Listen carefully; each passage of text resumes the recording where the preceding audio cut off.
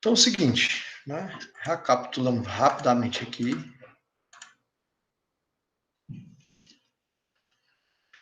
Então, isso aqui, a gente viu que tinham 3 fluidos diferentes, tinha o ar, óleo e água, né? Então, você pode tranquilamente aplicar a equação manômetro para descobrir qual é a leitura que estava marcando aqui no manômetro, né? Ou seja, que pressão é que marcaram aqui no manômetro, essa pressão PM, e sabendo que ele era aberto à atmosfera, né? E que para dificultar um pouquinho, ele colocou um ângulozinho de 30 graus, né? Tá? Esse exemplo do livro. Muito bem.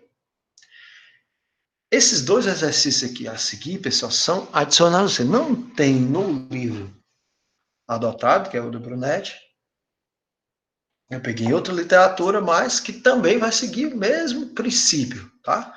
Você vai aplicar a equação manométrica e vamos ver aqui o enunciado. Determine a diferença de pressão em PA, né, Pascal, entre os pontos A e B.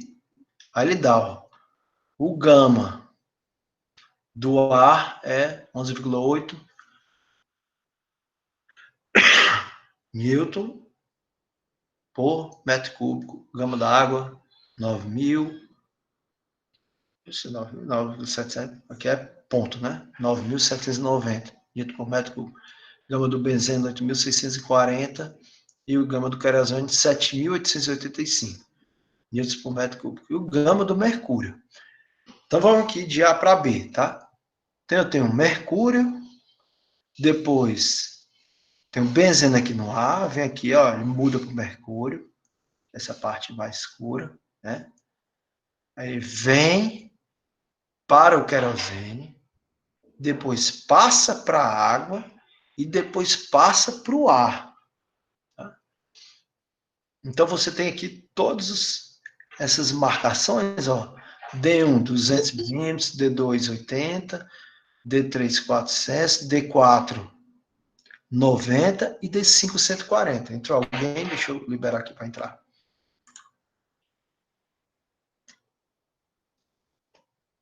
Ótimo.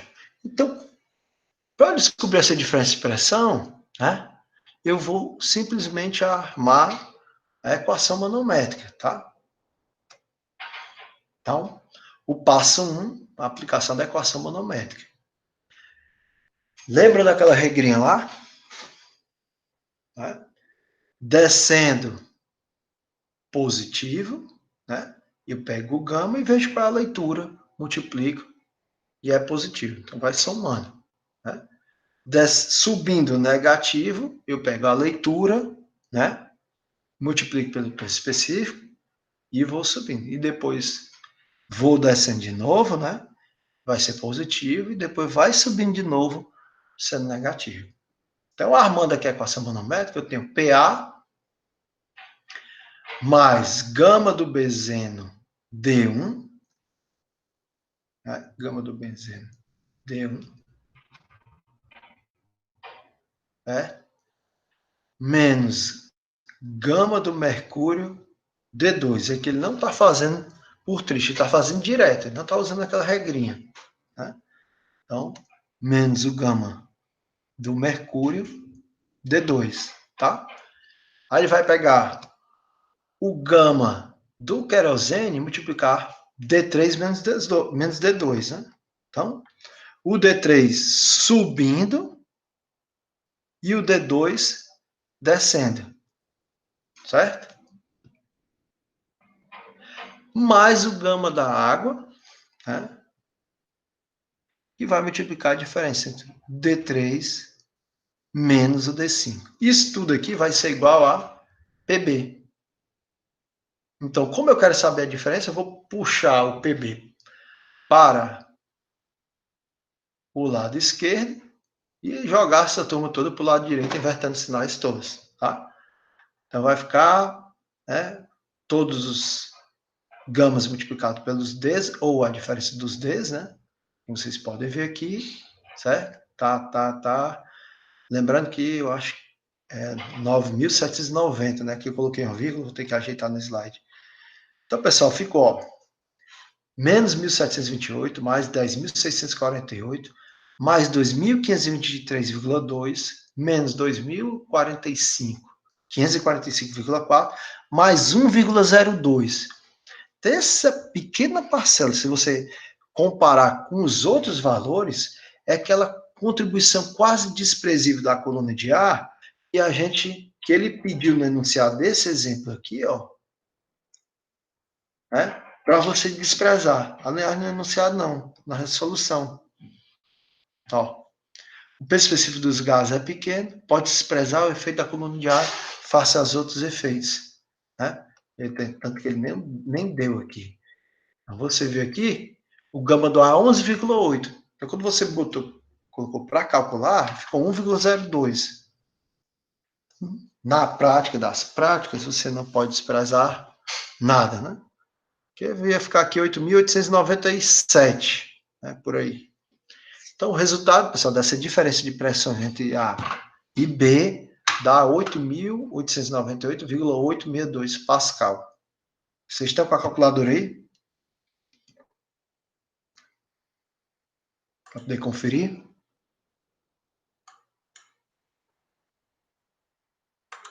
Calculadoras. Opa, alguém está com a calculadora aí?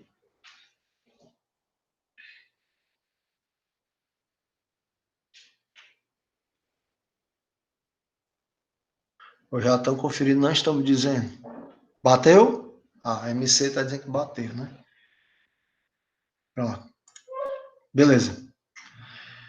Bom, alguma dúvida em relação a esse exemplo aí?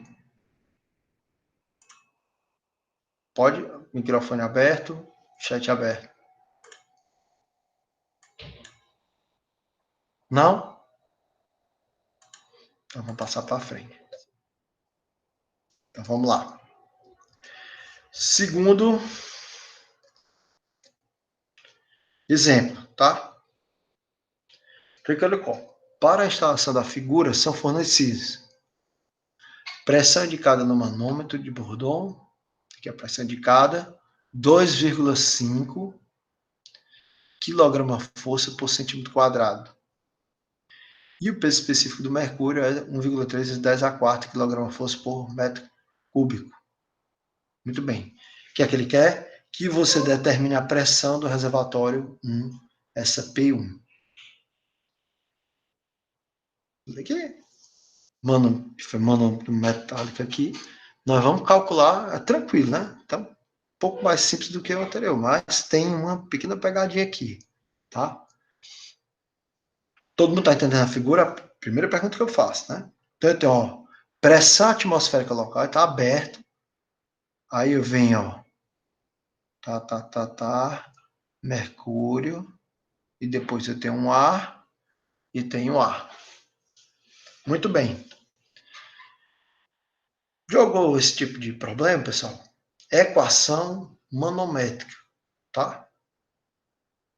Então, determinação da pressão ambiente no manômetro de Bourdon. Tá? Então, essa pressão é a do gás contido no reservatório 2, P2, que é a mesma pressão que reina na superfície livre do reservatório 2. Né? Vocês podem ver aqui na figura. Certo? Então, essa pressão aqui é igual à pressão em ar. Volta aqui a figura. Estão vendo aqui, ó, nessa risca aqui, ó. Tchum. Por quê?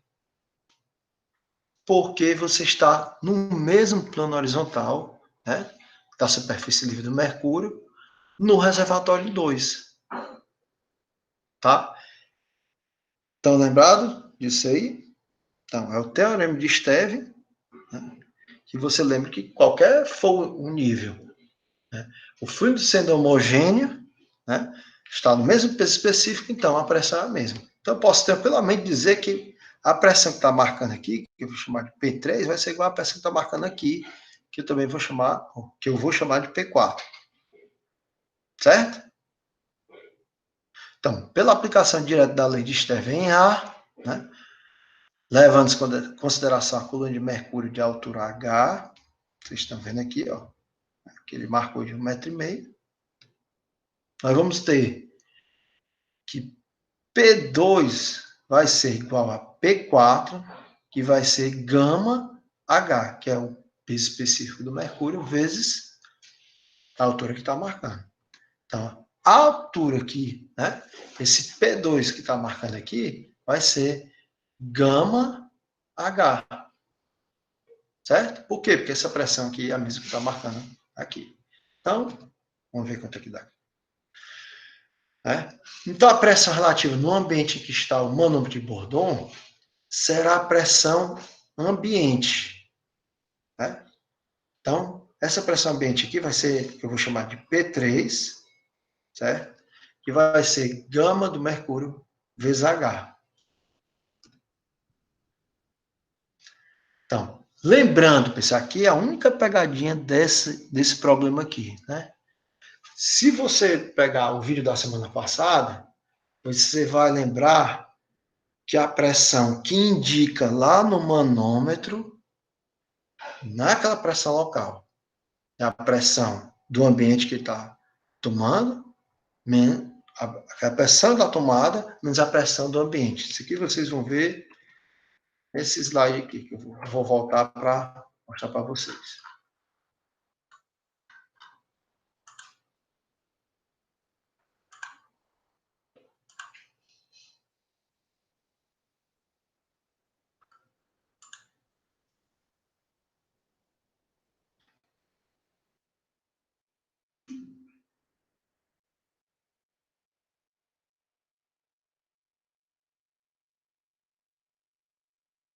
Aqui, pronto.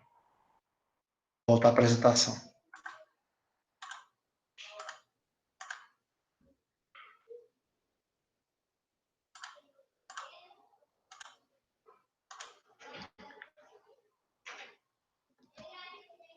Vamos ver aqui, atenção. Pronto, todo mundo vendo agora, né? Certo? Então, a figura 2.3 do livro, você vai lembrar, ó, que a pressão que marca no manômetro vai ser essa pressão da tomada de pressão aqui, menos a pressão externa. Tá? Então, por isso que você não pode aplicar diretamente. Então, é a única pegadinha que tem nesse problema aí. É um problema bem simples. Tá? Então, você vai pegar a pressão, né, que está marcando lá em P3, né? Vou colocar aqui, eu vou chamar de P1. Né? E qual a pressão ambiente? Não é o gama do mercúrio vezes a altura? Então, a pressão em P1, que é a que eu quero, vai ser a pressão indicada, né, mais a pressão ambiente. Lembre-se que aqui que eu estou fazendo o contrário, né? Como assim o contrário, professor? Porque quando eu quero descobrir a pressão em 1, não vai ser a pressão do ambiente que está em volta, né? Não é isso? Só que agora eu não estou querendo saber aqui, está bem aqui. Então, é justamente fazer a conta do modo contrário. Então, P1 vai ser a pressão que está indicada lá, que foi a pressão que ele deu, de 2,5 kg força por centímetro quadrado, eu acho. Vamos ver aqui. Isso. Tá? Mas, aí vem. Gama do mercúrio 1,35 vezes 10 a menos 2, vezes 150. Por que de 150? Já passando para centímetro. Então, o resultado, verifique na calculadora, por favor, 4,54. Me dei com 3 casas. Quilograma força por centímetro quadrado. Veja se com 3 casas está dando certo. Qual é o outro? 4,54 alguma coisa.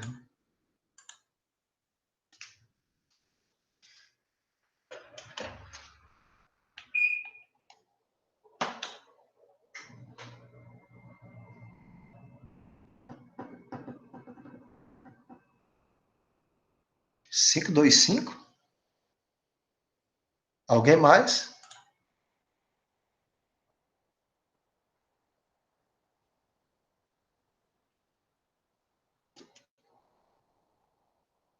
Pronto, 4,525, né? Deixa eu corrigir logo aqui. Vai ter que colocar de novo os arquivos lá no repositório, né? Vou corrigir. Vai corrigir aqui também.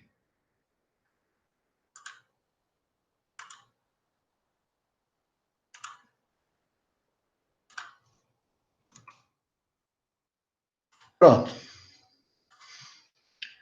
Mais uma vez, abrindo aqui o microfone e o chat para alguma dúvida.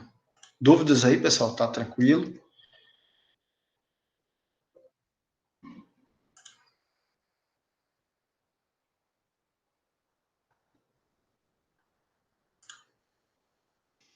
Tranquilo? Alguma dúvida? Posso passar?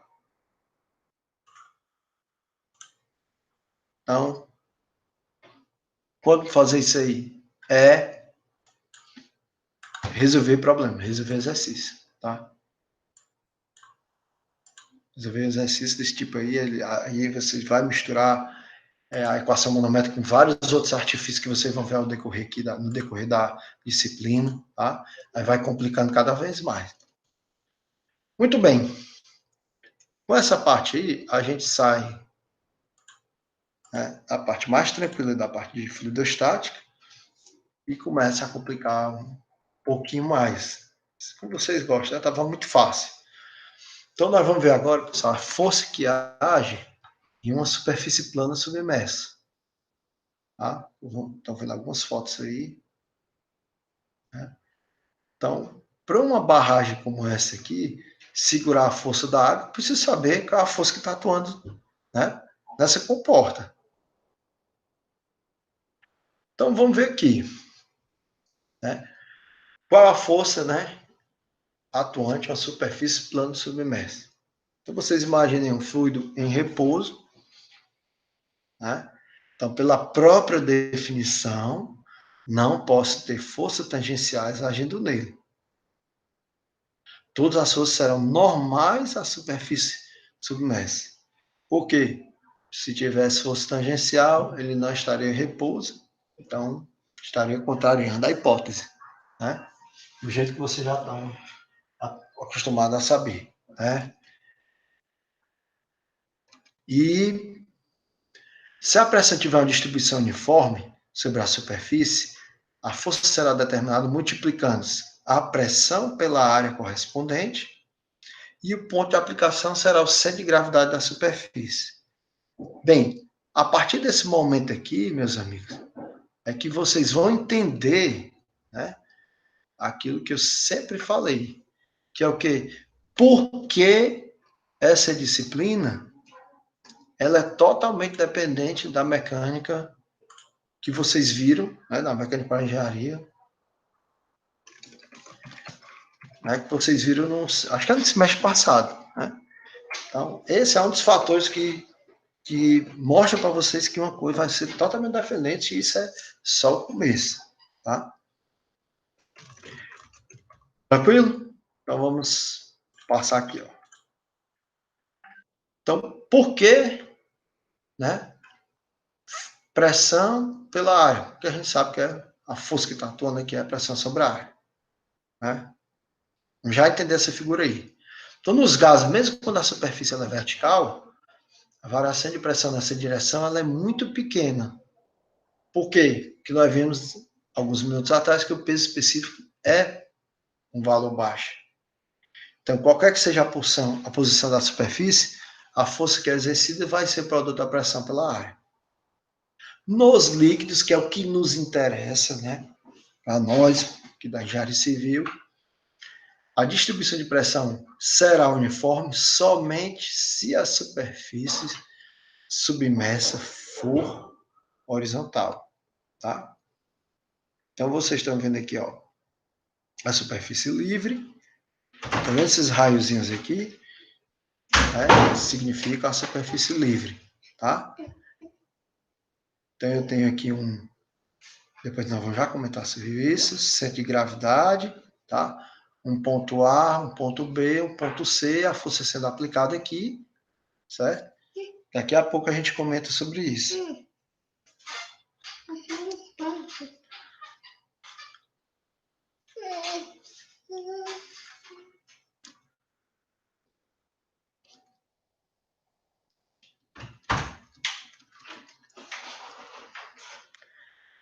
Bem, vamos lá. Então, ele vai começar agora com a explicação do modo de ação dessa força aí. Então, tem um traço AB aqui, né?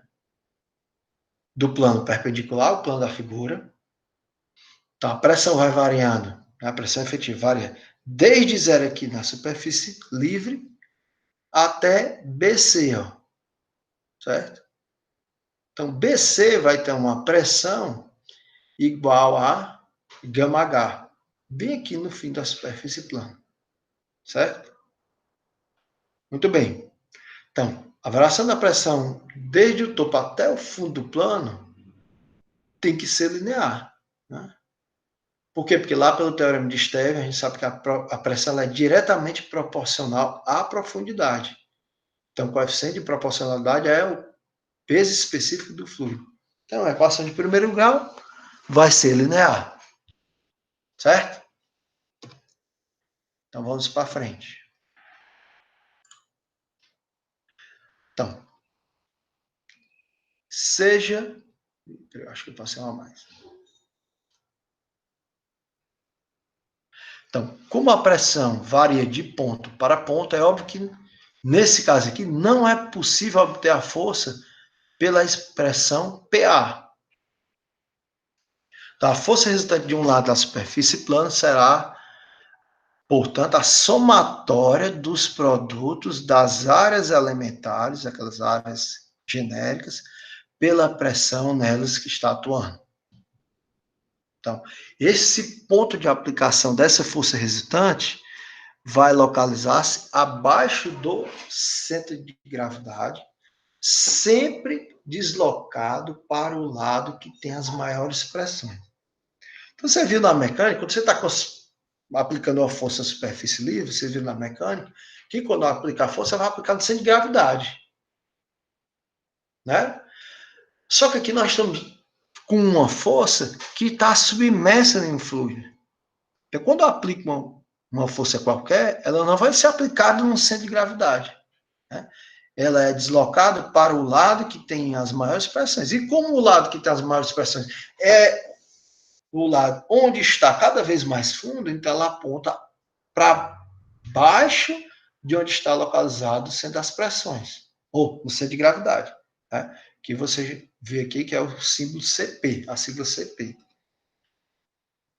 Então, quanto mais se afunda, né? Acho que eu passei um aqui. Não, tá bom. Então, quanto mais se afunda a superfície AB, né? Como ali você vê em AB' aqui, ó, a linha, B', o que acontece? Mais o ponto de aplicação da força resultante vai se aproximando do centro de gravidade. Por quê? Porque as pressões vão se tornando cada vez mais uniformes. Então, o que é que acontece? Ele está nessa posição aqui. Então, o CP está bem aqui e o centro de gravidade está bem aqui. Então, quanto mais eu vou afundando, mais esse CP vai se aproximando do CG. Certo? Muito bem. Esse CP aqui, onde a força é aplicada, né, de uma superfície plana submersa, é o que a gente chama de centro das pressões. Tá? Então, o cálculo do modo da força resultante das pressões é baseado nessa figura que vocês estão vendo aqui. Ó. Qual a diferença dessa figura? Agora ela está em um plano, só que ela está inclinada. Né? Então, vamos ver aqui. Eu tenho um ângulo θ sendo formado, certo? Tenho a área sendo formada aqui, né? A área dessa superfície. Tenho o elemento dy, tá? Que é a distância. Os y são as distâncias até o eixo de origem. Ó. Você está vendo? Ó, y até o eixo de origem, Y qualquer, Y traço, que é o Y do centro de gravidade até o centro de origem, e o YCP, que é o que está localizado no centro das pressões até o eixo de origem. Beleza, e tenho as alturas, as profundidades. Então, eu tenho a altura do centro de gravidade até a superfície livre, se passar pelo eixo, né? O, e tem a altura do centro das pressões até, não está aparecendo aqui, a superfície livre, né? Que seria o HCP. E a força sendo aplicada em cima aqui do centro das pressões. Muito bem. Então, ele vai pegar isso aqui, abrir uma área infinitesimal, né? Uma área genérica, DA, então, essa área aqui, ó, HCP, um H qualquer, né? E sabendo que esse H aqui, se vocês prestarem atenção por trigonometria, ele vai ser Y sem de θ, né? Então, Y sem de θ. Muito bem. E eu vou pegar um DH qualquer. Está aqui o centro de gravidade e abaixo dele o centro das pressões. Então, seja B o traço do plano em estudo, formando um ângulo θ, ó, A, B, formando um ângulo θ, a superfície livre. Desejo determinar nesse plano a força resultante das pressões. Bem, o livro, pessoal, ele tem uma grafia que é, toda vez que ele trata do centro de gravidade, ele usa esse tracinho em cima da letra. E toda vez que ele se refere ao centro das pressões, ele usa um índice CP. Tá? Então, por isso que vocês viram o H traço e o YCP e o Y traço. Então, na figura B é a projeção da superfície em estudo sobre o plano vertical, né? Sendo genéricos, como eu já falei. Então, H é uma profundidade genérica, Y a distância genérica até, né? A superfície livre no plano da superfície, e o OX é a interseção da superfície plana AB com a superfície livre do fluido. Muito bem. Olha onde é que nós vamos parar. Então, para eu poder, né, saber a resultante das forças, eu vou ter que, né, integrar isso aí. Então, eu vou pegar esse elementozinho de área DA aqui, esse rapazinho pequenininho, tá? No qual a pressão é constante, né? Porque está na horizontal, né? Então, eu sei que a área, ela vai ser um XY, né? Como eu tenho um elemento de área, então dA vai ser x dy, tá? Porque o x vai ser constante, vai variar só o y. Muito bem. E sei também que o P é igual a gama H. E por trigonometria eu sei que o H é igual a y sem de θ. Logo, no elemento dA, a força vai ser pressão vezes a área. Então, o elemento de força dF vai ser pressão vezes dA. Então, pressão é gama H, o H é Y sem de θ, certo? dA. Então, eu tenho que gama, certo? Y sem de θ, que é o H, dA. O que é que eu vou fazer? Vou integrar para eu saber o cálculo dessa força aqui. Então, gama seno de θ cai fora da integral e eu vou ficar só com YdA. Mais um elemento que vem lá da mecânica, né, que vem da física. Da definição do centro de gravidade, eu tenho que essa distância aqui do centro de gravidade vai ser 1 sobre a área integral de YdA. Passando adiante. Então, a integral de YdA vai ser igual a Y traço, que é referente ao centro de gravidade, vezes A. Muito bem. Substituindo, o F vai ser gama seno de θ, Y traço, referente ao centro de gravidade, vezes o A. Logo, a força vai ser gama vezes o H traço. Né? Ou seja, P vezes A. traço, né? Que é a equação 2.7 do livro de vocês. Então, você fez essa jogada todinha aqui para verificar, né, que a força resultante vai ser obtida pelo produto da pressão no centro de gravidade pela própria área, certo? Dessa superfície. Não, devemos notar também que a resultante não depende do ângulo formado pela superfície, desde que o centro de gravidade ele se mantenha fixo, certo? Beleza, pessoal? Então ele fez esse arco todinho para chegar nessa conclusão. Muito bem. E aí vamos dar um pouco mais de ênfase aqui no centro das pressões. Tá? Então, o centro das pressões é o ponto de aplicação da força resultante das pressões sobre uma certa área. Tá?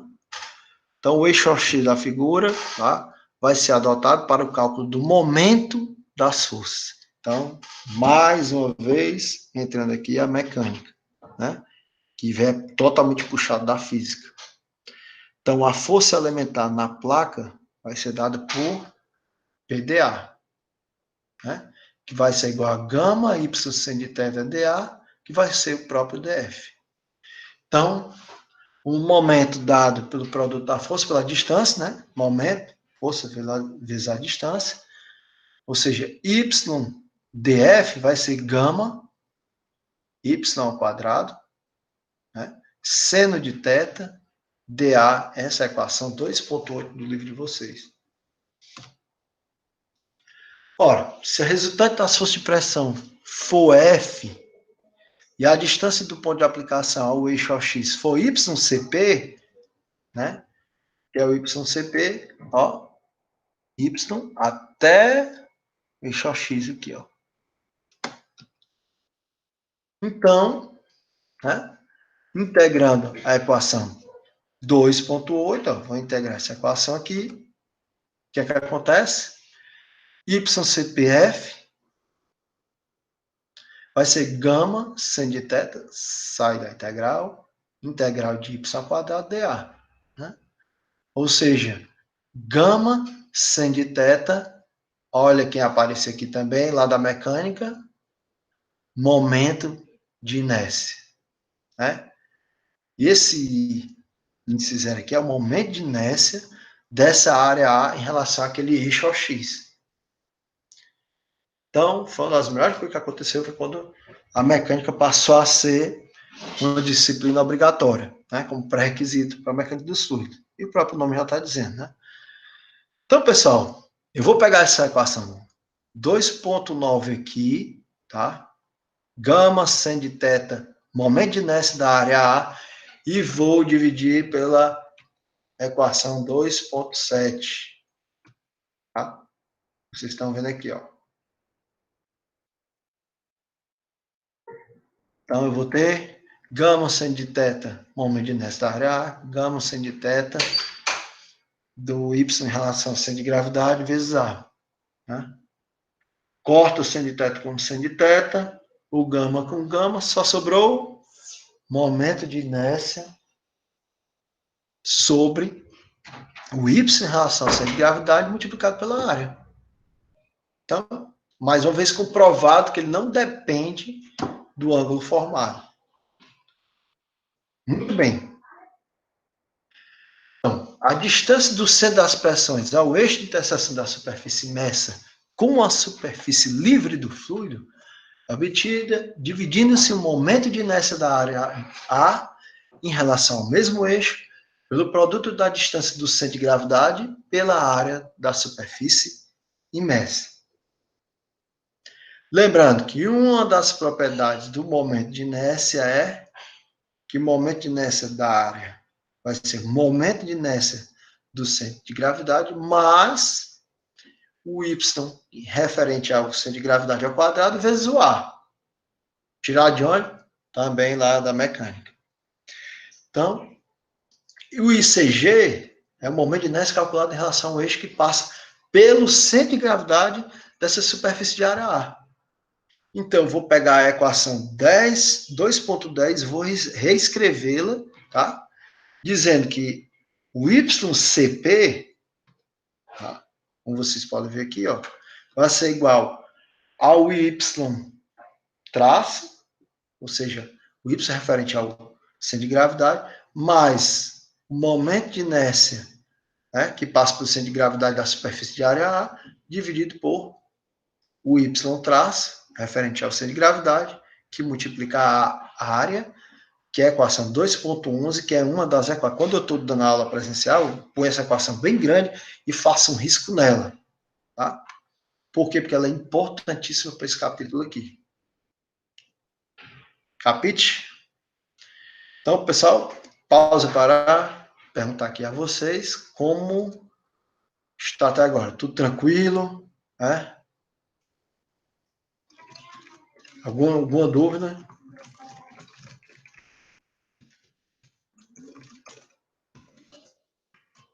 Alguma dúvida, meu povo? Então, está todo mundo tranquilo? Vou perguntar para quem não está tranquilo. Nada aqui no chat. Nada no microfone, rapaz. Essa galera é fera, viu? Ô, saudade o povo inteligente desse. Para mim não tá tranquilo. Mas o que foi, Wesley? Alguma coisa específica? Você quer deixar para se pronunciar depois? Ou particularmente?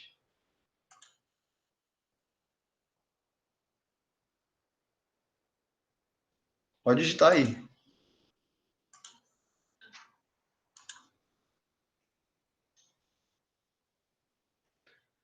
Não é mais a questão dos conceitos da mecânica que todo mundo lembra. Ah, pronto, aí. Que beleza.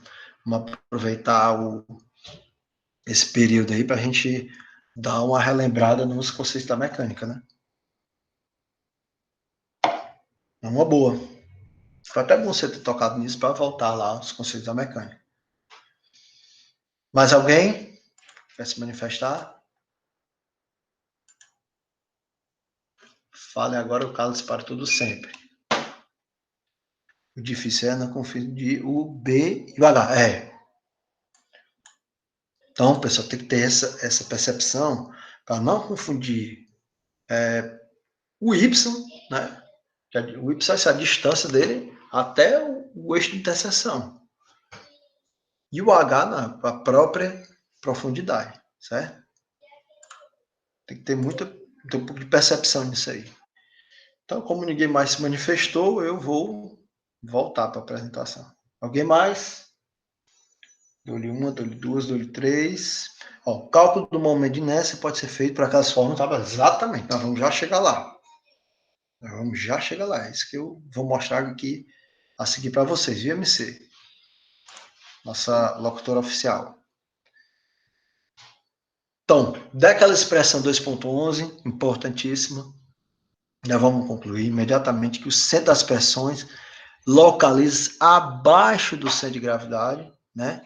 E que quando eu aumento a profundidade, esses dois pontos eles vão se aproximando. Deixa eu voltar aqui. Então, quanto mais eu aprofundo aqui, aparece aqui que me interessa. Quanto mais eu aprofundo, certo? Esse daqui para cá, ou se fosse daqui para cá, mais esse CP aqui que eu estou colocando cursor em cima, ele vai se aproximando do CG. Tá? Isso vai ser fator importantíssimo para o que a gente vai ver a posteriori, certo? Então, fique com isso na cabeça. Quanto mais eu estou aprofundando, mais o centro das pressões está alcançando o centro de gravidade, certo?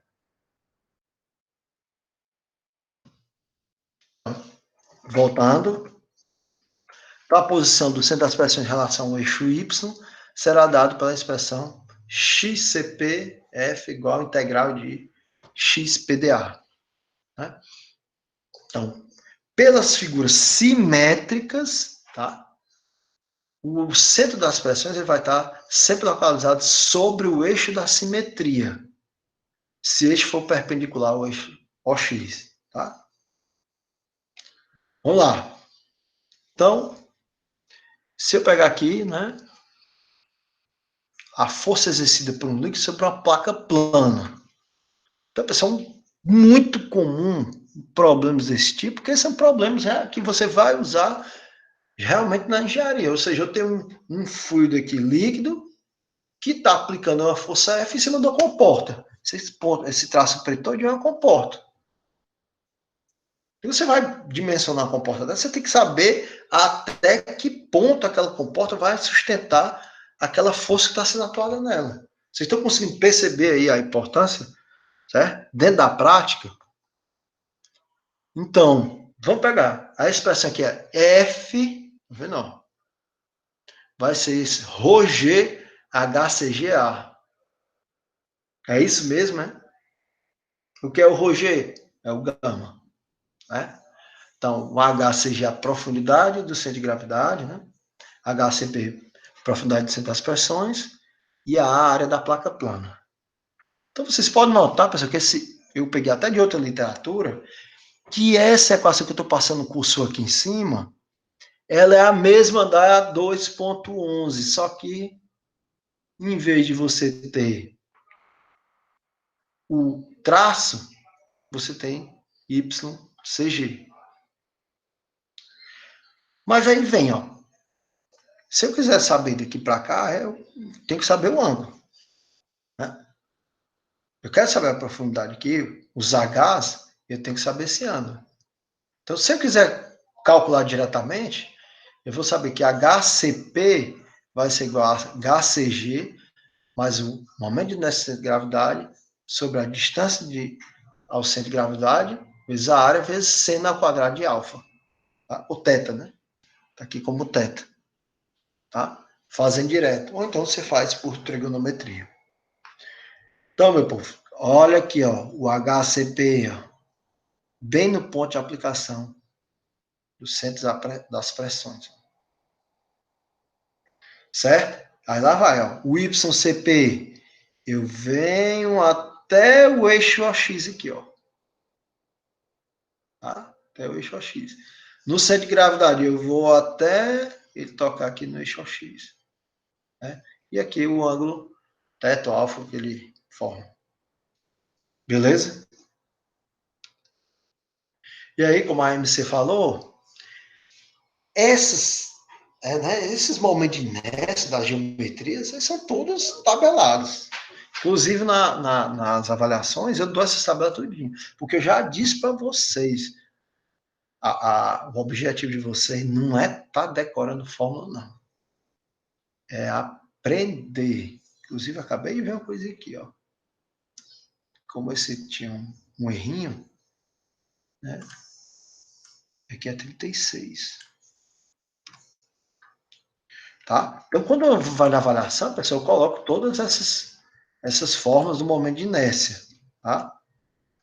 Como eu já havia mencionado. Por quê? Porque para vocês interessa o raciocínio, né? Não é decorar a fórmula, não.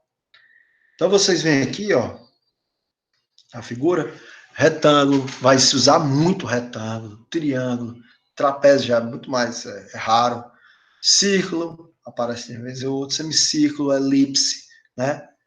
O parábola também é bem mais difícil de aparecer, né? Retângulo, triângulo, círculo, que mais detalhado, semicírculo, um quadrante, né? Elipse, losango, botei o losango porque ele vai aparecer no exemplo do livro. E aqui outras figuras mais complexas, ó, aqui ó, a parábola, um retângulo vazado, tá? Trapézio, um círculo vazado, meia parábola e por aí vai. Então, são os momentos de inércia dessas figuras. Eu vou parar de novo para perguntar para vocês como é que está até aqui. Beleza? Então, esses conceitos, quem não lembrar lá da mecânica, vai ter que dar uma relida lá no... Não sei qual... Vocês fizeram mecânica com quem? Com qual professor? A pessoal do semestre passado. Que está no quarto, que veio do terceiro mesmo. Ah, tá todo mundo surdo ou mudo? Pode digitar aí. Ninguém tem coragem de falar, né?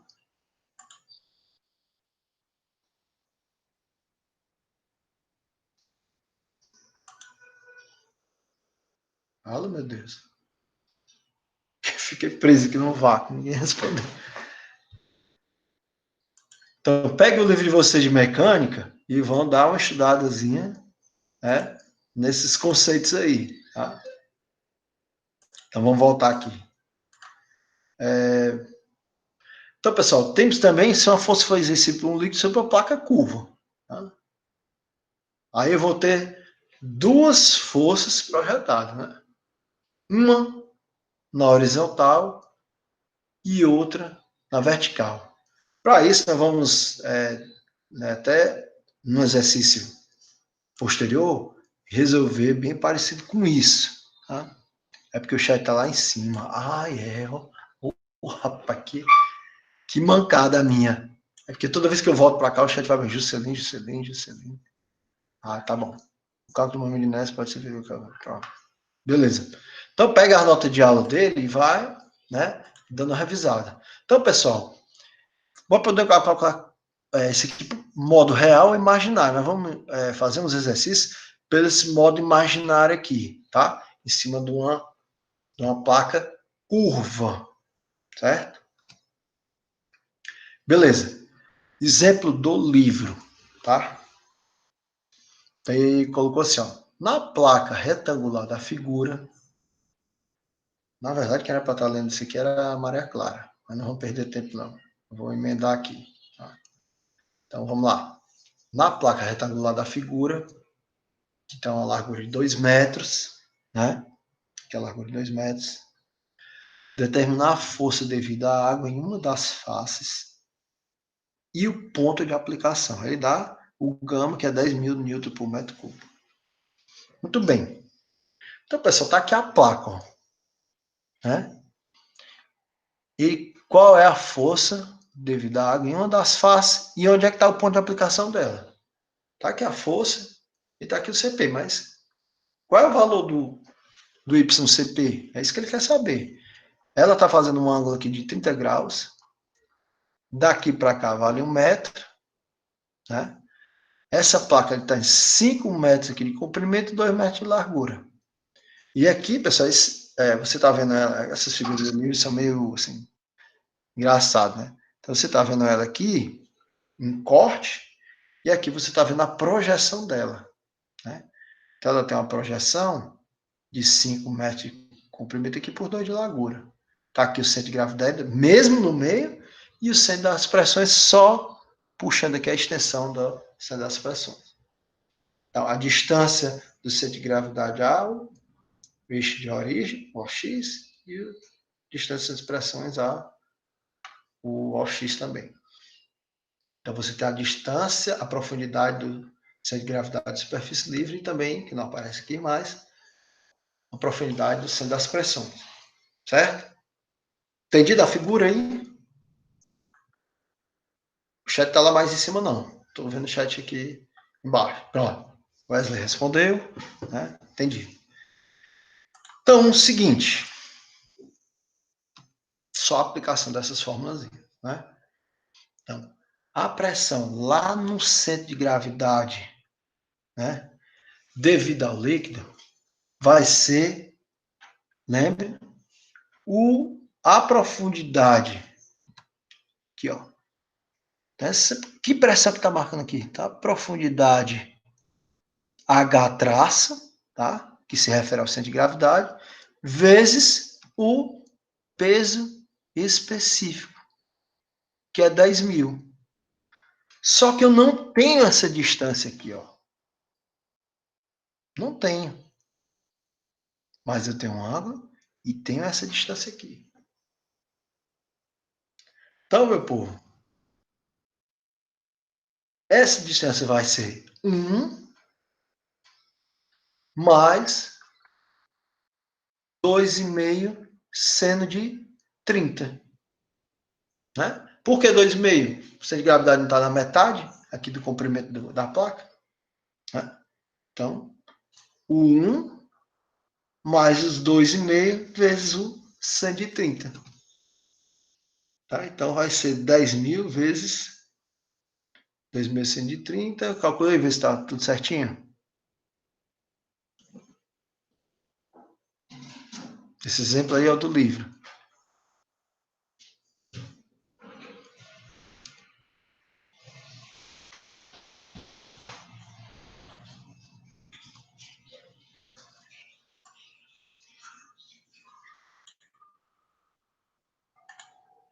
Tudo ok?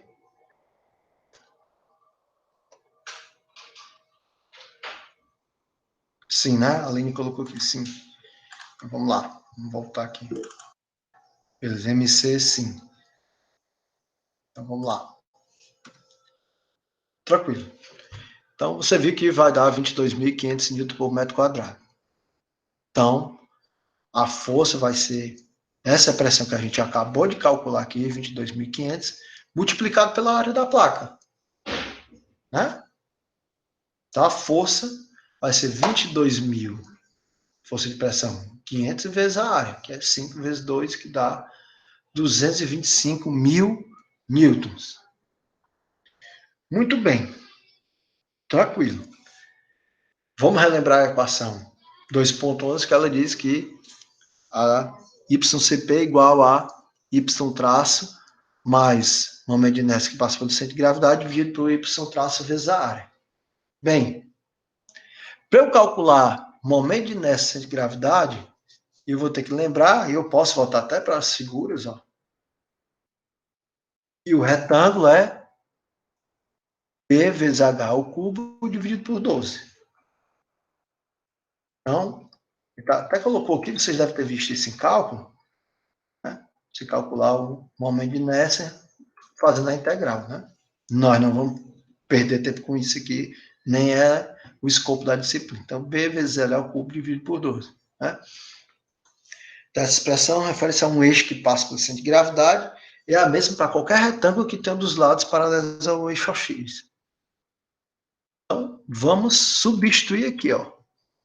YCP menos Y traço é igual a momento de inércia que passa pelo centro de gravidade sobre Y traço vezes a área. Tá. O Y traço, que é o que se refere ao momento, ao centro de gravidade, ele vai ser trigonometria pura. 1 sobre 100 de 30 mais L dividido por 2. Vamos ver na figura? Volta lá para a figura. Tá? 1 sobre seno de 30 mais L dividido por 2. Por que L dividido por 2? É justamente a metade do L. Ó. Certo? E eu não tenho que andar mais isso aqui. Então, isso aqui é facilmente calculado porque é 1 sobre 100 de 30. Então, eu vou ter que andar os 2,5 aqui da placa, mais 1 sobre 100 de 30 até chegar o ponto O, tá? Até a seção do eixo X. Então, 2,5 mais 2, né? 1 sobre 0,5, 4,5. Então, a área a gente já sabe que é 10 metros quadrados, que é 5 vezes 2. Tá? Logo, o momento de inércia que passa pelo centro de gravidade, B, 2 vezes 5 ao cubo, dividido por 12. 20,833 metros a quarto. Confira aí, por favor. Estou vendo no chat aqui.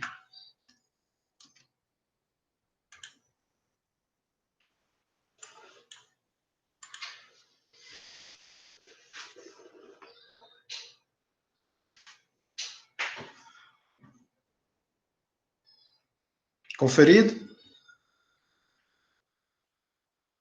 A Aline está afiada, que está com a calculadora na mão. Né? Beleza. Ali é de Virgis também. Show.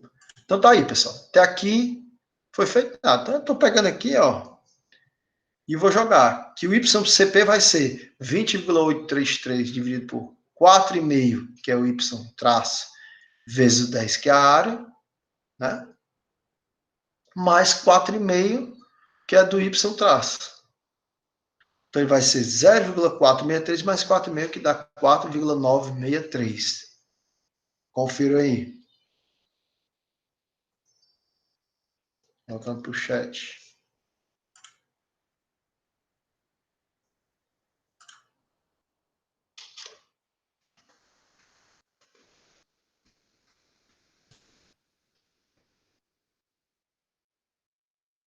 Querido?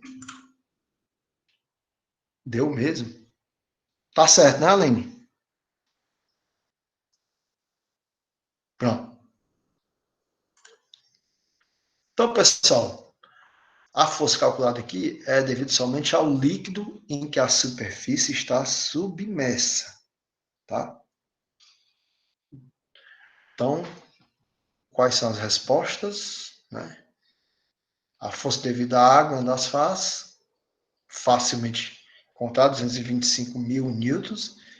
E a outra resposta, qual é o ponto de aplicação? Então, o ponto de aplicação é justamente o YCP, ou seja, 4,963 metros. Então, esse ponto aqui, ó, até a interseção do eixo X, tem 4,963 metros.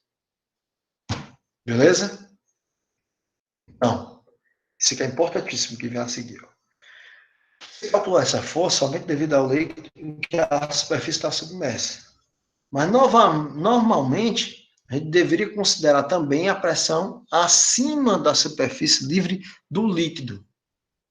Por quê? Porque essa pressão, pessoal, pode ser atmosférica, beleza, foi o que a gente fez agora, porém, pode não ser.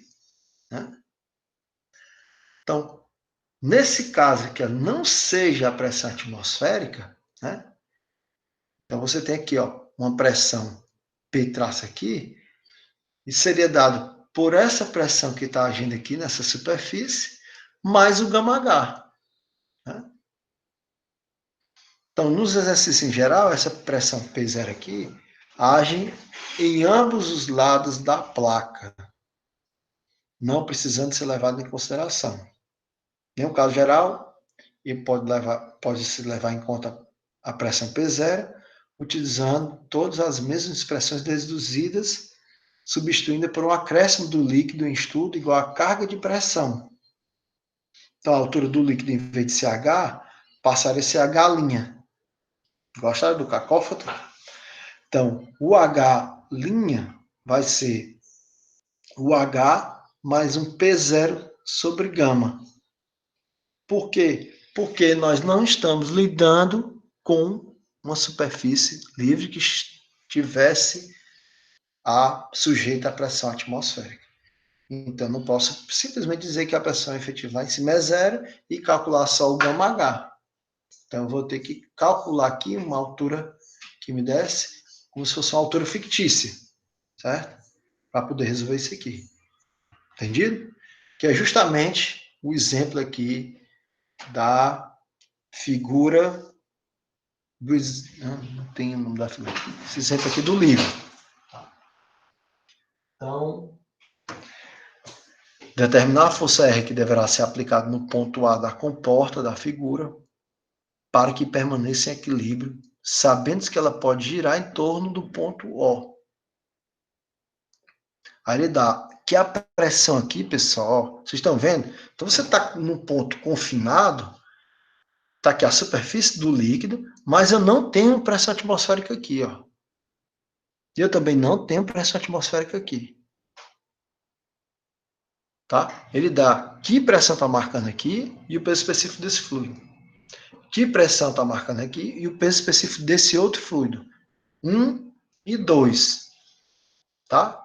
Então você está aplicando aqui a força R, certo? E ele quer saber justamente que força R é essa aí, que você pode... para que o sistema permaneça em equilíbrio. Né? Ou seja, uma pressão maior do que essa aqui, ela vai girar. Certo? Então, vamos ler sobre isso. Vou aproveitar aqui e dar aqui um intervalo de 5 minutos para vocês tomarem uma água, um café. Tá? Também porque eu estou planejando terminar mais cedo, até que essa loucura da gente saber o que é fazer e o que não é, volte, tá? Então vamos pegar uma água lá, um café, a gente volta já já, tá bom?